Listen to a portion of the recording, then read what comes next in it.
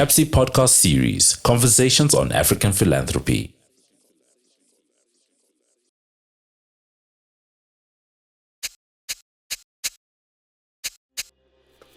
It's our 6th year of the African Conference on African Philanthropy. Everywhere where we go, we take the opportunity to experience the place, to experience the culture, but to also showcase the country in which we are doing the conference in. But we also use the opportunity to speak to delegates, record them for our conversations on African philanthropy. So welcome to the Conversations on African Philanthropy on the Nile River, where we are shooting some of our episodes. And in the next 5 days or so, we'll be speaking to different delegates, different actors, activists, foundations, government officials, researchers, you name it all. You want to find anything to do with African philanthropy, visit our channel on YouTube and other platforms, our Conversations on African Philanthropy. Welcome to a special edition of our Conversations on African Philanthropy with me, Bhekinkosi Moyo. I'm excited to shoot this episode at the margins of our 6th African Philanthropy Conference taking place in Cairo, hosted by the Gerhard Center on Philanthropy, Civic Engagement and Responsible Business at the American University in Cairo. I'm so excited to do this because this is a partnership that we have done over the last 6 years with Trust Africa, African Philanthropy Forum, African Philanthropy Network, the East Africa Philanthropy Network, the Southern Africa Trust, and Trust Africa, of course, CAPSI being one of the partners.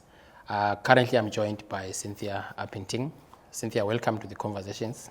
Thank you very much. It's a pleasure. Thank you so much. Cynthia is with Teach for All, currently as a director, senior director for development and fundraising. Maybe let's talk about things that we take for granted. Are you still running? Sometimes, if I'm being honest. Sometimes. Yeah. I wouldn't call it running. I keep telling you this. I call it jogging, moving along, doing something. Yeah. But I won't be bold as to call it running. Yeah, so Cynthia and I ran in the hills of Kigali, and we are still arguing as to whether that was running. You make it sound like I was a willing participant. I remember one early morning you said, it would be good to exercise. I said, sure, I will trust your judgment. So you convened a group of us and we all followed you. What we did not know was that you're going to lead us up a hill and down a hill and then round the premises. Yeah. So you did well. Yeah, but the beauty of Kigali, as they call it, is that, you know, if you are to run or jog or walk there, you expect to go up the mountains, go down, and just enjoying the beauty of the place, reminiscing about so many things. But just before we came on set, we were talking about another colleague who had joined us, Julia Standish-White, who is with the, one of the colleagues who joined us, who also we recorded in the previous episodes as well.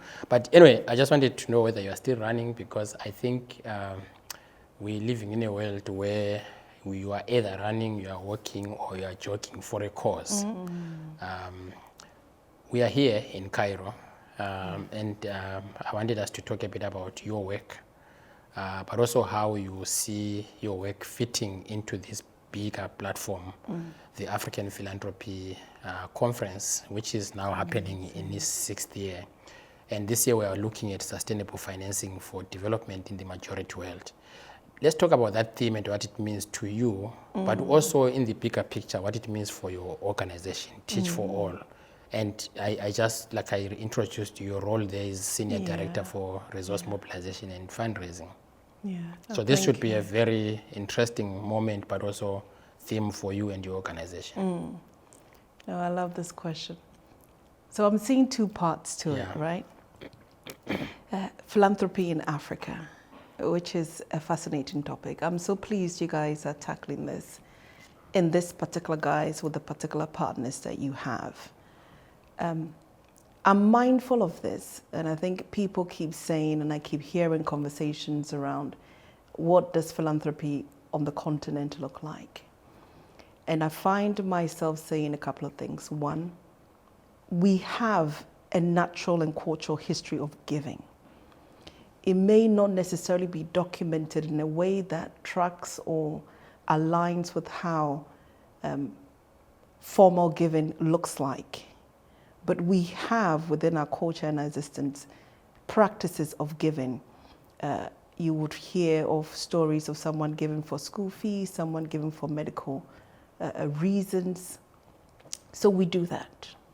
We also know on the continent there is a growing number of young people. We can debate on what young means in Africa, but a great number of young people who have the means and want to contribute to the building of Africa. This can be in different causes, from education right through to health, and so many other facets. Philanthropy in Africa is rife. Is it sustainable? Is it trackable? Is it creating the impact that we wish to see year on year? I think these are all fair and valid questions to ask. So I love that we have this space to connect and explore this topic, sustainable development. I love that you have brought together minds, thought leaders who are exploring these questions with us. I'm looking forward to seeing what this means in terms of solutions that emerge from the conversations. In terms of what I do at Teach for All, it's a journey. It's a journey in coming to the space of development and fundraising across Africa. When you and I met, I was working with Ellen Johnson's early center, and we were promoting women political leadership. The very notion and basis is simply that when we see more of us women in positions of leadership, it causes a chain reaction for the younger people. It causes a chain reaction on development, and it also causes several other related chain reactions. So leadership was key, right? Within Teach for All, I came into Teach for All about a year and a few months ago. And I was driven to the cause of education. My starting premise is this, that there's lots of things that make a fantastic soup, as they say in our culture. But some of the key ingredients has got to be education. How do we cultivate and grow the minds of our young people? And you hear me often speak to the young people. It is not to say that the older generation have missed your turn or missed your point, but there is something beautiful about supporting our young to promote things for us by us, explore what education means for themselves, learning for the self, learning for the community that they reside in, and also learning for the collective benefit of everyone around them. So within Teach for All, what I do there is very much similar to what you've seen me do across the continent, which is pull people together in the ecosystem, stakeholders, and say, here are courses that have a traction in showing the impacts, in showing changes, in actually benefiting the communities that you and I see and want to support. So support this course. Maybe let's take a step back and give people an opportunity to maybe interact and engage with Teach for All. So maybe for some people who are hearing this for the first time, what is the geographical coverage for Teach for All? Where does it come from? And a bit of history about it. What does it seek to achieve? And what are your programmatic thrusts, so to speak, for the benefit of our audience who may want to know more about Teach for All? Okay. So Teach for All was started by a fantastic lady called Wendy Cobb, who is still very much CEO and founder of Teach for All. So Teach for All is now a global operation in 63 countries and counting. The premise is simply this, that it shouldn't be a case of graduates going into the top organizations, the KPMGs, we don't perhaps want to name all of them, but Yeah. They shouldn't just naturally be only orienting towards those spaces. What happens if we place these top graduates in underserved communities, support them, train them, coach them, place them in the classrooms and say, can you commit 2 years of your life teaching these young minds? What happens then? That's the very simplest of premise. So you track the teachers' outcomes, you track the students' outcomes, and you track the impact on the communities. And you discover, as we have through verified research, one of which in Nigeria as well, is that we're seeing improvements in teacher leadership. We're seeing improvements in the students' outcomes, learning as well as leadership. And we're also seeing improvements in the communities. So that is the very simplest of premise of Teach for All. Yeah. Across the African continent, we are in 9 countries and hoping to grow in the next 5 years and beyond, none of which include Liberia is one, Ethiopia is one, Kenya is one. We aiming to keep growing the model. I just want to take a moment here and just add this point. I think to some of our audiences, they may wonder, what does this mean? Is this a copy and paste? It is really not. It is locally led, right? Glossing over the work that the leaders do in each of these 9 countries. It's underpinned by research, underpinned by talking to people in the ecosystem, understanding what is the actual challenges on the ground. So it's very much locally led, autonomous operation. The value add of the Teach for All global approach is this, that you're able to surface learnings from Singapore, you're able to surface learning from across different parts of the world, and use that to inform how we actually develop the programs for the country, but it's very, very much locally led. Yeah. So one would be thinking, what is the intersection between your programming as Teach for All and the schooling or education system in a country like Liberia, for example? What is the relationship between what you do, the local-led program that you have just spoken about, and the schools or the Ministry of Education? So I think it's important to show that we're not operating in a vacuum, right? Yeah. So the CEO of Teach for Liberia is very much working on the Ministry of Education in Liberia, making sure that the graduates that they recruit, train, and place in the classrooms also have a deeper understanding of how the Ministry of Education works. And in some cases, these fellows/teachers have been able to go on and become teachers. And this is what is key to the operation that we also do. The fellows then finish 2 years and become alums. And some go on to stay in the education sector as principals, as teachers. Some go into education policy, and of course some also go into other sectors as well.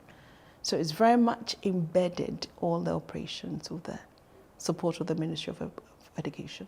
Okay, so that would be the same template in all the countries, except that you adjust and contextualize it. It's the same principle, because you know that you need collective leadership to be able to effect the change you're seeking for. So, few key things. You need people in leadership in the ministries of education supporting, understanding, and being able to work in partnership with you, right? That's key. You need the universities that you partner with to be able to support you in helping to identify who the key suitable fellows could be. And of course, they go through a selection and recruitment process to be able to identify the core ones that will be beneficial for the program being effected across the underserved communities. So it's very much a collective leadership model. And so what have been some of the notable successes and opportunities? I know you said you've been with the organization for just over a year, but surely there are some that you have read about, and some that you have experienced yourself. Maybe let's talk about some of those notable, especially in the African context. I love that. So you get to see, and I've been in some of the countries as well, you get to see what the alums, those who have finished the 2 years, are doing. Yeah. You get to see some who are principals in their schools that they were teaching at a few years ago. You get to see those who have gone on to qualify for teaching certification as well. You get to see one in particular in Liberia again, who did incredible work addressing issues around sexual violence, right, in some of the communities that they were trying to support. These are leaders who have come through the program, effecting real change for the students that they are supporting, and also real change in the communities that they are also operating in. It's actually quite lovely to see what can happen in such a short period of time. Yeah, and of course, certainly working with governments, there are barriers or limitations. What's your experience as Teach for All? So I think the CEOs of the countries of operation do really well in building and cultivating solid relationship with those stakeholders. And I think it's important to commend that one, and also to say that it is a journey in some cases, right? On the whole, ministries of education would give the CEOs the access to place in the schools in practice. So you will need an MOU to be able to place in those schools. And I think that is a good starting point, which helps to support and commend the partnership between the Ministry of Education and the operations that are being run in those countries. But certainly, yes, it is a journey. Yeah. And the needs are very different across each of the partner countries, yes. Yeah. I mean, part of that could be issues to do with resourcing. And when we introduced you, we made the point that you're a director of fundraising and partnerships, which is more or less the same thing that you did when you were with the Ellen Johnson Center. This is one of the most difficult moments for somebody to be in that position. Maybe for people that really don't spend time in the fundraising world, what do you do? What do you do? Because that's a position that is very specific. You're a senior director for fundraising and partnerships. What do you do? This is an interesting question. And I think the response, and I want to make sure that people understand that it isn't a one-size-fits-all. The needs of each operation differs, right? So certainly for my core to my role is this. You want to be able to build the pipeline of the operations. What does that mean in practice? It means that you are identifying like-minded people who are committed to the cause, and in this case, education, who have the capacity and the means and the interest to be able to invest in the operations that we're talking about, right? So you are working with these stakeholders, you are sharing the work you're doing, your wins, your challenges, your opportunities that you have spotted. You are taking them along a journey with you, right? And that is what it takes to build a pipeline of those who are interested in the work you want to do, okay? Because you certainly can't do it alone. Yeah. You are also working with others within your organization to build understanding of not just what is going on internally, but also externally, right? So being able to build an ecosystem around you, connections around you who are interested in investing in this work is paramount, right? And I think it also doesn't stop there. We've all been in cases whereby you may be looking for support to advance a piece of research or a piece of idea that you're trying to advance. it means in practice that the stakeholders understand what that means for the beneficiaries that you are supporting, as well as what it means for the stakeholders willing to invest in it. So it's a conversation. I think a common misconception is that you are just raising money, randomly going to people and saying, give me money for this. Yeah. There is that element, but certainly it is important to understand that it's anchored on building relationships and an understanding of what it is that you're doing. So what is the experience of doing that at this current moment where, the focus has been on the withdrawals, the aid freezes, but also just the diminishing sources of income, especially for the non-profit sector, but even for our governments, especially those that used to depend on overseas development assistance. So there should be a certain pattern that is emerging for specialists like you, because fundraising is a science as well as an art. So what's the experience doing this work at this particular moment in time? And I would want us to, if possible, also tie it to the reason why we are here. The theme of the conference is really to seek pathways through which we can find sustainable financing for development, especially in the majoritarian world. That's an interesting question.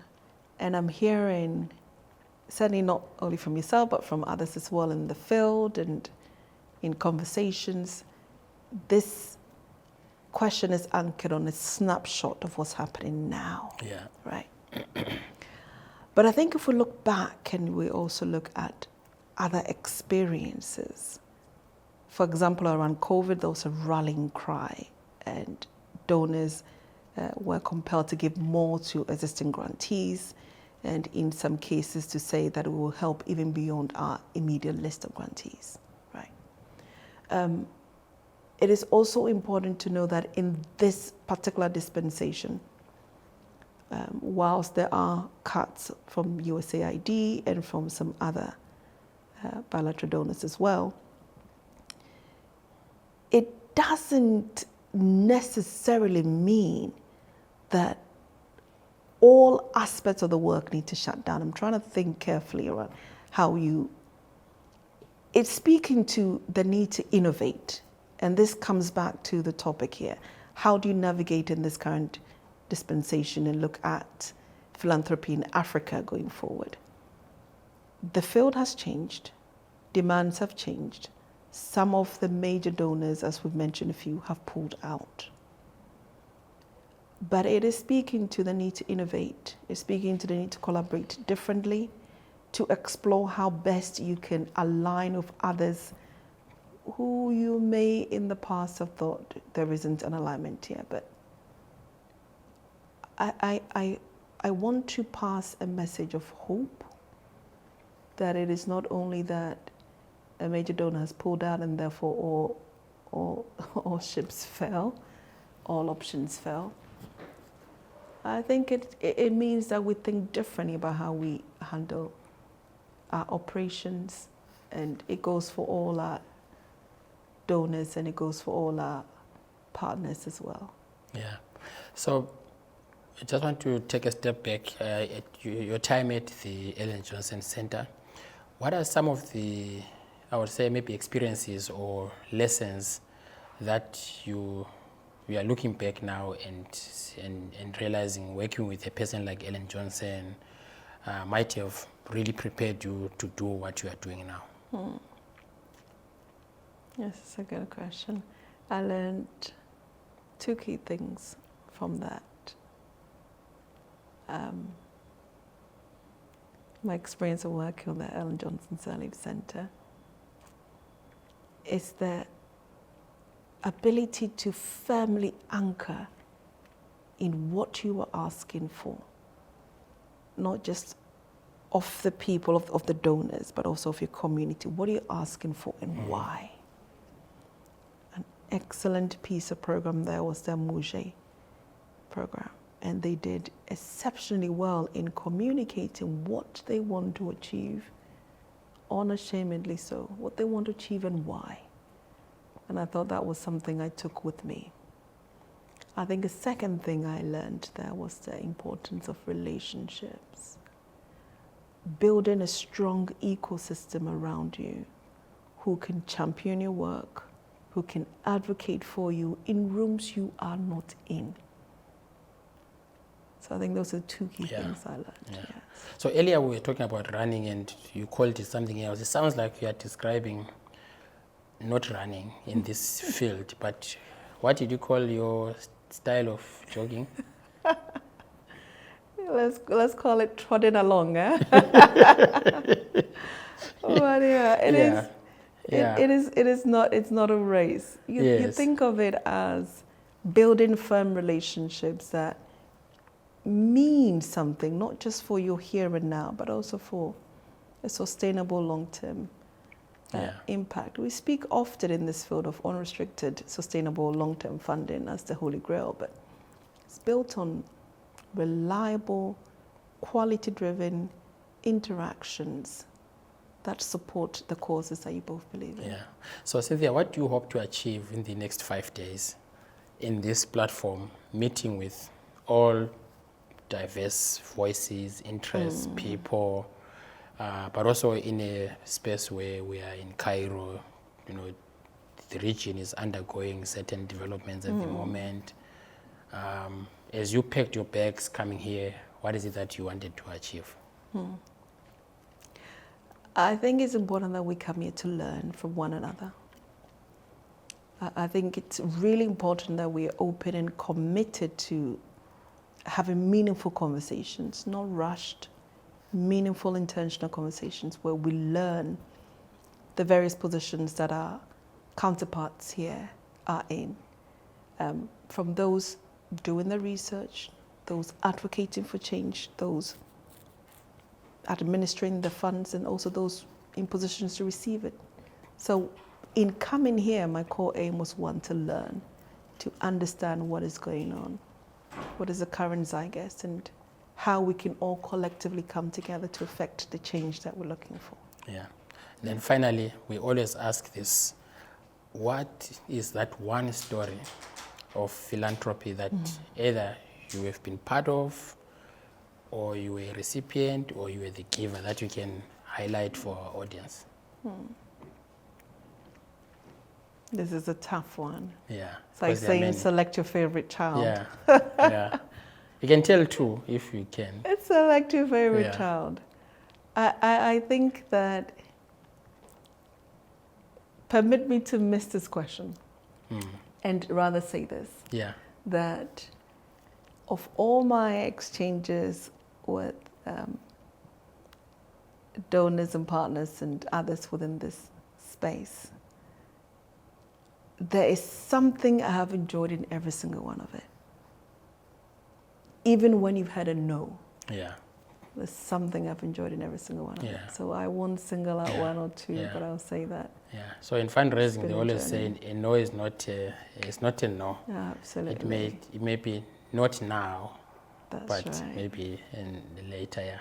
Cynthia, thank you so much for joining us.